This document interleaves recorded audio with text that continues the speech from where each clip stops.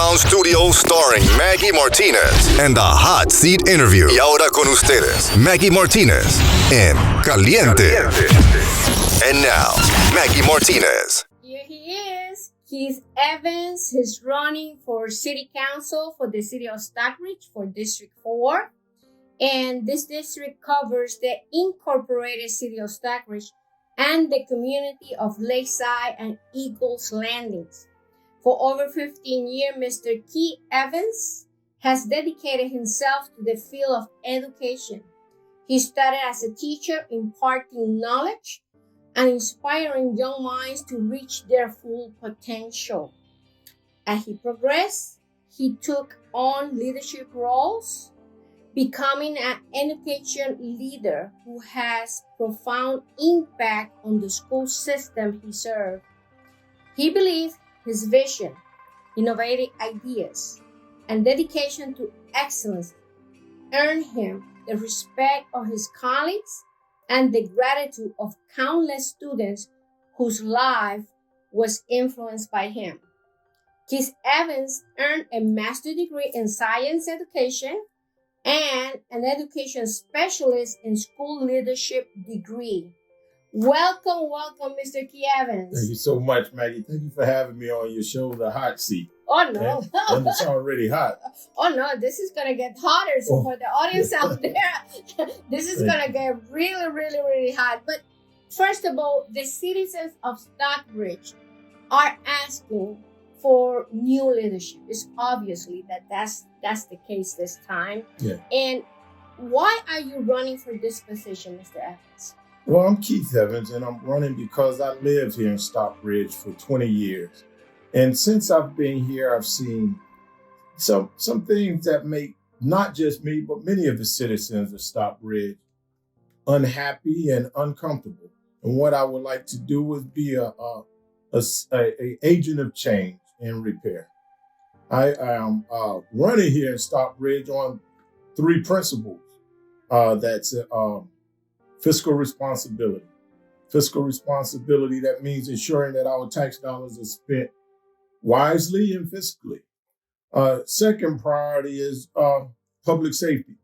I will work closely with the Stockbridge Police to ensure that my family and your children and my children are all safe, as well as your businesses.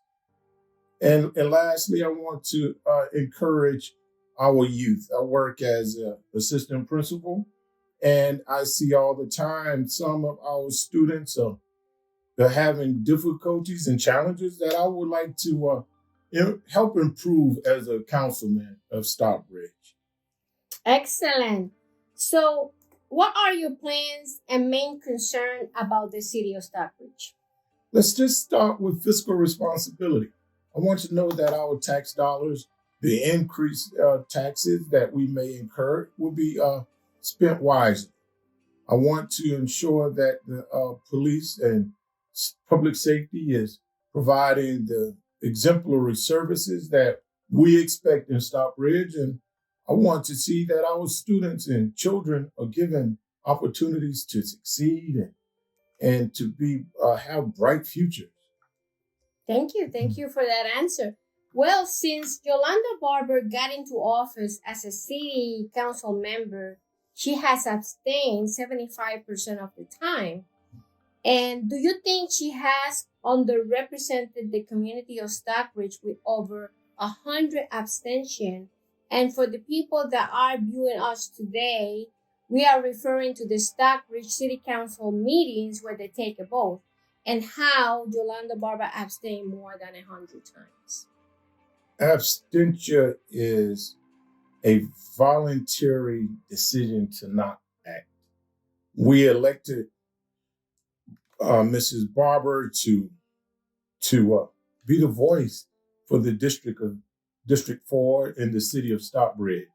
There's no reason. There's only 2 reasons to abstain from a vote.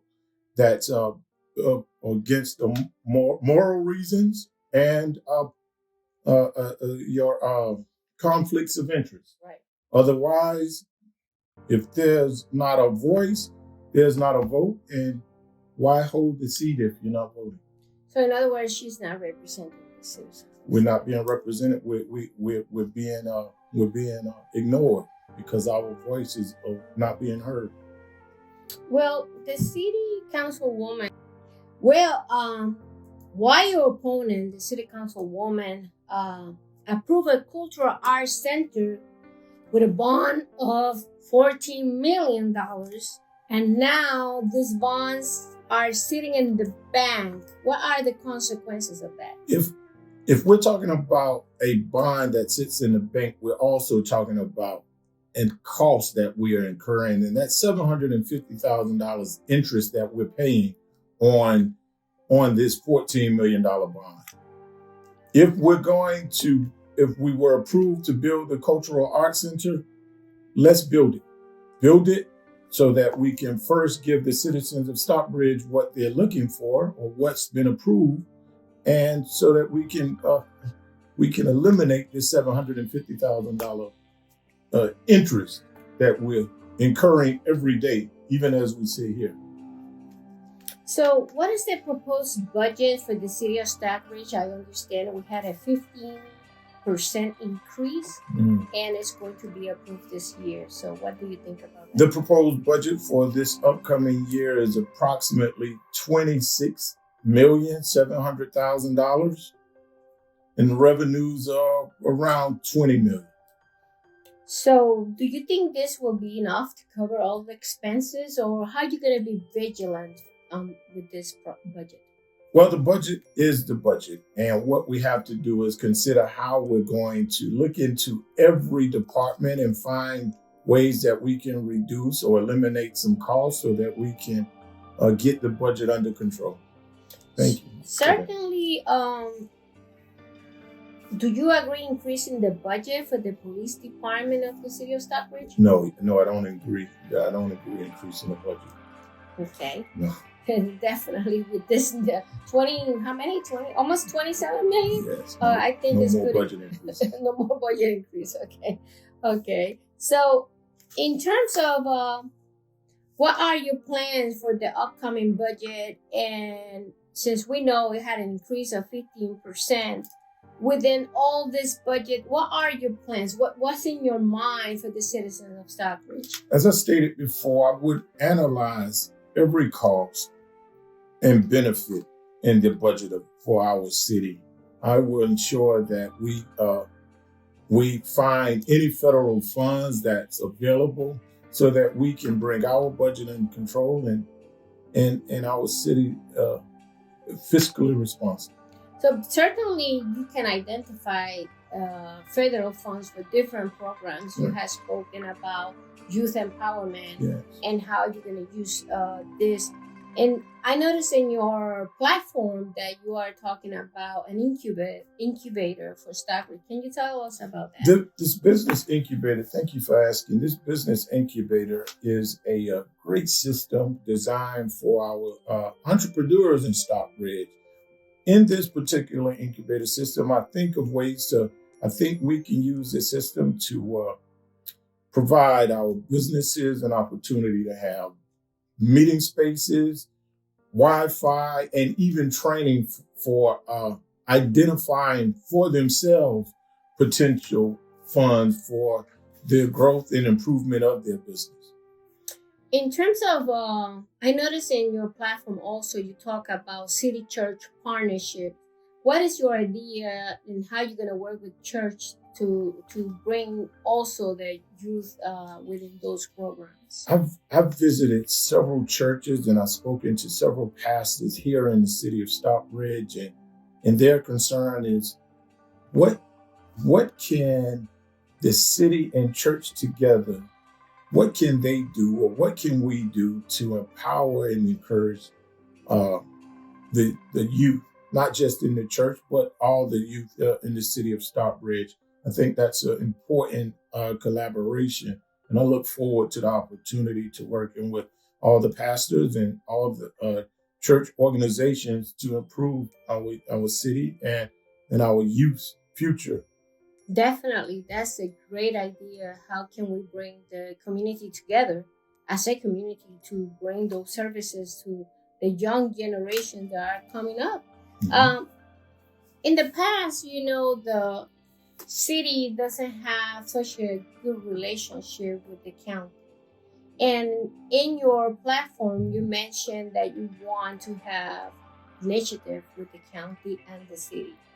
That that's an important relationship that I will encourage. That's a relationship that I will work diligently on. The county and the city can't work in vacuums. We have to work together. We have to work to improve the city as well as the county. We're a part of Henry County, and if the city improves, the county improves. And if the county improves, the city improves. That's an important relationship. We can not just collaborate together, we have to think together. I noticed that North Henry Boulevard, most of the businesses that are in your district are in decay. What can you tell us about that, and what plans do you have for that? North Henry Boulevard, that's a major thoroughfare through Stockbridge. And unfortunately, the businesses have not in decay, but the businesses can use some improvement. I like to identify federal funds and encourage the businesses on the North Henry Boulevard to work to identify federal funds to improve their position on this street, and as well as grow their businesses.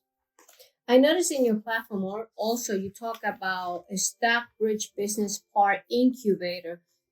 You mentioned something before, but what exactly is in scopes, or what's going to be included in this type of a project? This incubator will be we can identify some of the empty buildings that's not used to its full potential, and put a solid Wi-Fi system, business meeting spaces, just give the entrepreneurs of Stockbridge a place that they can be proud of, a place that they can bring potential clients to increase and grow their businesses. Excellent. You mentioned also you want to do or organize a school concert event for the students. That's one of my ideas for the beginning of the school year. It will give our students and the stakeholders for the schools an opportunity to work together and increase the pride of community pride, school pride, and allow the students to start their school years off with some confidence and some encouragement from the city of Stockbridge. And now comes the hot question, like I always do to all my guests. The amphitheater, the Stockbridge Amphitheater, is a beautiful piece in terms of modern architecture, but the planning was not the best, and the neighbors are suffering the decisions about the construction of the amphitheater. And I know that people out there want to know what is in your plan to minimize the noise that the amphitheater does. I sympathize with the neighbors there behind the amphitheater. That's a world-class facility. I think the people of Stockbridge have a facility that they can be proud of.